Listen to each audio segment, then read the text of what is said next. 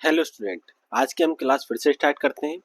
ये वह 25 क्वेश्चन हैं जो हमारे सेंटर के बच्चों ने एग्जाम देने गए थे और वो वहां से दो दो पांच पांच क्वेश्चन याद करके आए थे। उन सबको प्रश्नों को मैंने एक साथ इकट्ठा करके और आपके लिए एमसीक्यू प्रश्न बनाए हैं 25, जिसको हम बिना देरी के शुरू करते हैं। पहला क्वेश्चन आपका आया था, बिटकॉइन किस ब्लॉकचेन पर आधारित है?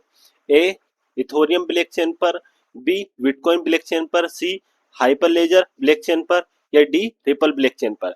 तो आपका सही उत्तर इसका होता है बी, बिटकॉइन ब्लॉकचेन पर। एक्सप्लेनेशन देखते हैं इसकी। देखिए, बिटकॉइन इसमें की एक करेंसी है जिसको हम डिजिटल करेंसी भी कहते हैं।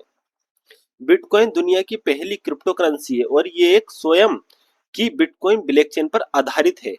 ब्लॉकचेन एक डिस्ट्रीब्यूट लेजर टेक्नोलॉजी यानी कि डीएलटी, इसकी फुल फॉर्म भी याद कर लेना, कभी कभी ये भी पूछ ली जाती है कि डीएलटी की फुल फॉर्म क्या है, जिसमें सभी ट्रांजैक्शन ब्लॉक के रूप में सुरक्षित रूप से रिकॉर्ड हो जाती हैं। बिटकॉइन नेटवर्क में होने वाले सभी लेन-देन बिटकॉइन चेन पर ही वेरीफाई और स्टोर किए जाते हैं, जिससे डाटा सुरक्षित और पारदर्शी बना रहता है। प्रश्न नंबर 2, एनालॉग कंप्यूटर में क्या उपयोग किया जाता है? ये देखिए, इसमें के जो कंप्यूटर होते हैं वो आपके एनालॉग कंप्यूटर कहलाते हैं। तो इसमें क्या उपयोग किया जाता है? ए डिस्क्रीट वैल्यूज, या फिर B continuous signals, C binary digits, या डी करेक्टर्स। तो याद रखना, इसमें का जो एनालॉग कंप्यूटर होते हैं वो कंटिन्यूस सिग्नल भेजने का काम करते हैं। एक्सप्लेनेशन देखते हैं इसकी। एनालॉग कंप्यूटर निरंतर डेटा पर कार्य करता है। ये तापमान, दबाव, गति, वोल्टेज आदि ऐसे की भौतिक मानों को मापने और संसाधित करने के लिए उपयोग किया जाता है। डिजिटल कंप्यूटर की तरह ये केवल 0 और 1 पर कार्य नहीं करता। 0 और 1 इसमें शब्द आएगा, ये इसको क्या कहते हैं हम? Binary digit. बाकी के जो कंप्यूटर हैं आपके बाइनरी डिजिट पर काम करते हैं। प्रश्न नंबर 3, ब्लॉग के लिए सामग्री लिखने का सबसे महत्वपूर्ण पहलू क्या है? ए अट्रैक्टिव कलर होना चाहिए आपके, B relevant and valuable content होना चाहिए, सी लार्ज इमेज होने चाहिए, डी लॉन्ग पैराग्राफ्स होने चाहिए। तो बी उत्तर इसका बिल्कुल सही होता है, रिलीवेंट एंड वैल्यूएबल कंटेंट। अगर आपको एक सोशल मीडिया पर ब्लॉग बनाना है तो आपके रिलीवेंट एंड वैल्यूएबल कंटेंट होने चाहिए, सामने वालों को पसंद आने चाहिए, तभी ये महत्वपूर्ण पहलू होगा। एक्सप्लेनेशन देखते हैं। किसी भी ब्लॉग की सफलता उसके कंटेंट पर निर्भर करती है। यदि सामग्री उपयोगी, सही, पाठकों की आवश्यकता के अनुसार है तो अधिक लोग उसे पढ़ते हैं और साझा करते हैं। केवल अच्छे डिजाइन या बड़ी इमेज से ब्लॉग सफल नहीं बनता है। प्रश्न नंबर 4, डाटा की सिंगल सीरीज के लिए कौन सा चार्ट सबसे अच्छा चार्ट माना जाता है? A pie chart, B skeleton chart, C bubble chart, या डी स्टॉक चार्ट। तो हमारा उत्तर होगा ए, पाई चार्ट सबसे बढ़िया चार्ट माना जाता है। पाई चार्ट का उपयोग किसी एक डेटा श्रृंखला यानी कि सिंगल डाटा सीरीज के विभिन्न भागों को प्रतिशत या अनुपात के रूप में दिखाने के लिए किया जाता है। ये पूरे डाटा को एक वृत्त के रूप में प्रदर्शित करता है, जिससे तुलना करना आसान हो जाता है। प्रश्न नंबर 5, लिब्रा ऑफिस इम्प्रेस में डुप्लीकेट शेप्स के लिए कौन सी शॉर्टकट की का उपयोग किया जाता है? ए कंट्रोल के साथ F3, बी शिफ्ट के साथ F3, सी कंट्रोल के साथ F4, या शिफ्ट के साथ F4। देखिए, अगर ज्यादातर बच्चे क्या होता है सेंटरों पे आपको क्या सिखाते हैं? प्रेजेंटेशन यानी कि पीपीटी, पावर पॉइंट सिखा दिया जाता है। तो पावर पॉइंट में डुप्लीकेट करने की क्या होती है? CTRL+D, ये शॉर्टकट की होती है। अगर इसके अंदर ये ऑप्शन होता तो ज्यादातर बच्चे उसी को लगा के जाते, लेकिन इसमें ये ऑप्शन नहीं है। तो हमारा लिब्रो ऑफिस के अंदर जो इम्प्रेस होता है पावर पॉइंट, उसकी शॉर्टकट की क्या होती है? बी, यानी कि शिफ्ट के साथ F3। ये बिल्कुल सही उत्तर है। यहाँ देखते हैं, देखिए, लिब्रो ऑफिस इम्प्रेस में ड्रॉ किसी शेप या ऑब्जेक्ट की बिल्कुल बेसिक कॉपी तुरंत बनाने के लिए शिफ्ट के साथ F3 शॉर्टकट की को उपयोग किया जाता है। जब आप किसी आकार को चुनकर शिफ्ट के साथ F3 दबाते हैं तो एक डुप्लीकेट बॉक्स ओपन होता है। जब ये बॉक्स ओपन होता है इसमें का, तो इसके अंदर आपसे कुछ चीजें पूछी जाती है कि आपको कितनी इसकी कॉपी चाहिए, कौन सा कलर चाहिए, कितना साइज चाहिए। ये भी आप चाहो तो कर सकते हो। प्रश्न नंबर 6, आईओटी के माध्यम से जुड़े उपकरणों का स्वचालित संचार क्या कहलाता है? आईओटी के जो माध्यम जितने भी उपकरण होते हैं वो सारे के सारे आपके इलेक्ट्रॉनिक गैजेट्स होते हैं। ठीक। A option human to human, मतलब मानव टू मानव के द्वारा होता है, बी मशीन टू मशीन के द्वारा, सी पर्सन टू कंप्यूटर के द्वारा, या डी डिवाइस टू यूजर के द्वारा। देखिए, बी उत्तर बिल्कुल सही होता है। इसके आईओटी के जो माध्यम से जुड़े उपकरण होते हैं वो स्वचालित संचार क्या कहलाता है? स्वचालित होंगे तो मशीन टू मशीन होंगे, मतलब ऑटोमेटिकली मशीन टू मशीन कार्य करती रहेंगी। देखिए, आईओटी में विभिन्न उपकरण इंटरनेट के माध्यम से आपस में जुड़े होते हैं, जो बिना किसी मानव हस्तक्षेप के एक दूसरे के साथ डेटा का आदान प्रदान करते रहते हैं। मशीनों के बीच होने वाली स्वचालित संचार को मशीन टू मशीन कम्युनिकेशन कहा जाता है। उदाहरण के लिए स्मार्ट होम में लगे सेंसर और डिवाइस आपस में स्वचालित जानकारी साझा करते रहते हैं। प्रश्न number 7, superscript, subscript, outline, emboss, ingot किस प्रकार के हैं? ये आपके फॉन्ट के इफेक्ट कहलाते हैं, या फिर पैराग्राफ स्टाइल्स हैं ये, या पेज का स्टाइल चेंज करने काम आते हैं, या टेम्पलेट्स बनाने काम आते हैं। देखिए, सुपरस्क्रिप्ट, सबस्क्रिप्ट ये क्या होते हैं? हमारे फॉन्ट इफेक्ट होते हैं। ठीक है, आपने देखा होगा सुपरस्क्रिप्ट क्या होता है, जैसे कि ए स्क्वायर, ये क्या हो गया? सुपरस्क्रिप्ट। और आपने देखा होगा कहीं पर एच और नीचे टू होता है ओ, ये क्या होता है? सबस्क्रिप्ट। एक्सप्लेनेशन देखते हैं। सुपरस्क्रिप्ट, सबस्क्रिप्ट, आउटलाइन, एम्बोस और इंग्रेटेड टेक्स्ट को विभिन्न रूप से प्रदर्शित करने के उपयोग किया जाता है। फॉन्ट इफेक्ट है, इसका उपयोग दस्तावेज को अधिक आकर्षक और स्पष्ट बनाने के लिए किया जाता है। अगला क्वेश्चन देखते हैं, प्रश्न नंबर 8, इम्प्रेस स्लाइड्स को दूर से किसके द्वारा नियंत्रित किया जा सकता है? ए लिब्रोऑफिस इम्प्रेस रिमोट ऐप के द्वारा, बी लिब्रोऑफिस कैल्क रिमोट के द्वारा, सी लिब्रोऑफिस राइटर रिमोट के ऐप के द्वारा, या फिर नन ऑफ दिस किसी के द्वारा नहीं किया जा सकता।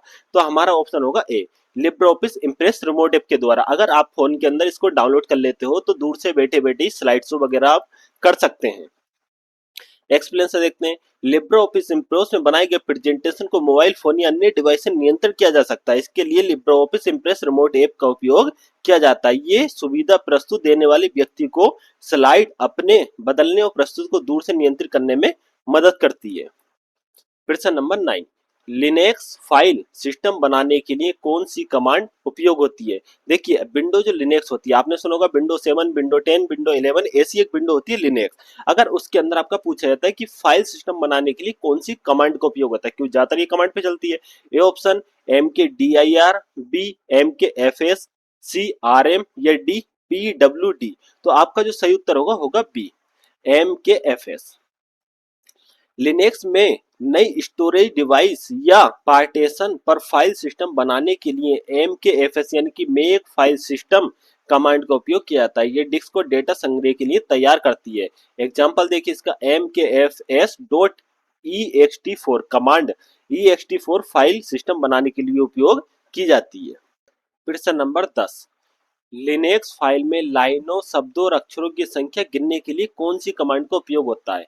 ए केट का, बी डब्ल्यूसी का, सी सीपी का, या डी एमबी का। हमारा सही जो उत्तर होगा वो होगा बी डब्ल्यूसी यानी कि वर्ड काउंट। देखिए, केट किस लिए होता है? अगर डिस्प्ले पर कोई कंटेंट या फाइल को दिखाना है तो केट का उपयोग करेंगे। सीपी, अगर हमें किसी फाइल को कॉपी करना है तो सीपी करेंगे। एमबी, किसी फाइल को मूव कराना है तो हम एमबी का करेंगे। लिनक्स में बीसी यानी कि वर्ड काउंट कमांड का उपयोग किसी फाइल में मौजूद लाइंस, वर्ड और करेक्टर की संख्या जानने के लिए किया जाता है। ये टेक्स्ट फाइल के आकार और सामग्री का विश्लेषण करने में उपयोग होती है। प्रश्न नंबर 11, लिनक्स फाइल को हटाने के लिए कौन सी कमांड उपयोग होती है? A delete, B erase, C RM, या डी मूवी। देखिए, लिनक्स विंडो के अंदर जितनी भी होती है सारी कमांडें पड़ती हैं। डिलीट बटन, इरेज बटन ये काम नहीं करते, तो हमारा उत्तर होगा सी आरएम यानी कि रिमूव। लिनक्स ऑपरेटिंग सिस्टम में फाइल को हटाने के लिए आरएम कमांड का उपयोग किया जाता है। ये एक या एक से अधिक फाइलों को स्थायी रूप से डिलीट कर सकता है, इसलिए इस कमांड का उपयोग सावधानी पूर्वक करना चाहिए। प्रश्न नंबर 12, डायरेक्टरी हटाने के लिए कौन सी कमांड का उपयोग होता है? अब डायरेक्टरी जो होती है उसको हटाने के लिए कौन सी कमांड का उपयोग होता है? ए rmdir, बी rm फाइल, सी mkdir, या डी pwd। तो 12 का हमारा सही उत्तर होगा ए RMDIR। लिनक्स में एम्प्टी डायरेक्टरी को हटाने के लिए RMDIR कमांड का उपयोग किया जाता है। यदि डायरेक्टरी के अंदर फाइलें मौजूद हो तो पहले उसे हटाना आवश्यक है, इसके बाद RMDIR सफलतापूर्वक डायरेक्टरी को डिलीट कर सकते हैं। प्रश्न नंबर 13, P2P ये क्या है? मतलब इसकी फुल फॉर्म पूछी है। A P2P network, B point to point printer, या सी प्रोग्राम टू प्रोग्राम, या डी पोर्ट टू पोर्ट। देखिए, इसका सही उत्तर होगा आपका ए पीर to Pir network. Pir to Pir network यानी P2 एक ऐसा नेटवर्क मॉडल है जिसमें सभी कंप्यूटर समान स्तर पर यानी कि इक्वल लेवल पर कार्य करते हैं, जिसमें कोई डेडिकेटेड सर्वर नहीं होता है। प्रत्येक कंप्यूटर आवश्यकता अनुसार क्लाइंट और सर्वर दोनों की भूमिका निभा सकता है। प्रश्न नंबर आ गया हमारा 14, PIN का पिन का फुल रूप क्या है? ए पर्सनल आइडेंटिफिकेशन नंबर, या be personal internet number, C private identification number, या फिर डी पब्लिक आइडेंटिफिकेशन नंबर। इसका सही उत्तर होगा हमारा ए पर्सनल आइडेंटिफिकेशन नंबर। एग्जाम्पल देखते हैं इसका। PIN यानी कि पिन एक सुरक्षित कोड है जिसका उपयोग ATM, debit card, credit card और विभिन्न डिजिटल सेवाओं में उपयोग करने के लिए पहचान सत्यापन करने के लिए किया जाता है। आमतौर पर कि ये 4 या 6 डिजिट का गोपनीयता नंबर होता है। फिर से नंबर 15, RTGS का पूर्ण रूप क्या है? ठीक है, A option real time growth settlement, B rapid transfer growth service, या C real transfer global system, या D real time global system. A उत्तर इसका बिल्कुल सही होगा, real time growth settlement. RTGS भारत की बड़ी राशि के बैंक ट्रांसफर के लिए उपयोग की जाने वाली इलेक्ट्रॉनिक भुगतान प्रणाली जिनमें किसी धनराशि का स्थानांतरण रियल टाइम और व्यक्तिगत रूप से किया जाता है। इससे भुगतान तुरंत प्राप्तकर्ताओं के खाते में चला जाता है। फिर से नंबर 16, HTTP में TP का अर्थ क्या है? A transfer text transfer, B transfer text, या सी ट्रांसफर प्रोटोकॉल, या डी हाइपर टेक्स्ट। देखिए HTTP की फुल फॉर्म क्या होती है? Hyper text transfer protocol. तो इसका हमारा टीपी पूछा है यानी कि ट्रांसफर प्रोटोकॉल, सी उत्तर बिल्कुल सही होगा। HTTP का पूरा नाम क्या होता है? Hyper text transfer protocol. ये कम्युनिकेशन प्रोटोकॉल है जिसका उपयोग वेब ब्राउजर और वेब सर्वर के बीच डाटा का आदान प्रदान करने के लिए किया जाता है। जब हम किसी वेबसाइट को खोलते हैं तो HTTP वेब पेज में जो अन्य डाटा ब्राउजर तक पहुंचाने में कार्य करता है। प्रश्न नंबर 17, IFSC कोड क्या होता है? देखिए IFSC कोड बैंकों के अंदर होता है, हर किसी को पता है। तो इसका A option bank branch identification number होता है, बी इंटरनेट बैंकिंग पासवर्ड होता है, सी अकाउंट नंबर, या डी ATM पिन। तो इसका सही उत्तर होगा A bank branch identification code. IFC यानी कि IFSC इसकी फुल फॉर्म क्या होती है? ये भी याद कर लेना, ये भी आपको पेपर में पूछ ली जाती है। इसकी फुल फॉर्म होती है इंडियन फाइनेंशियल सिस्टम कोड।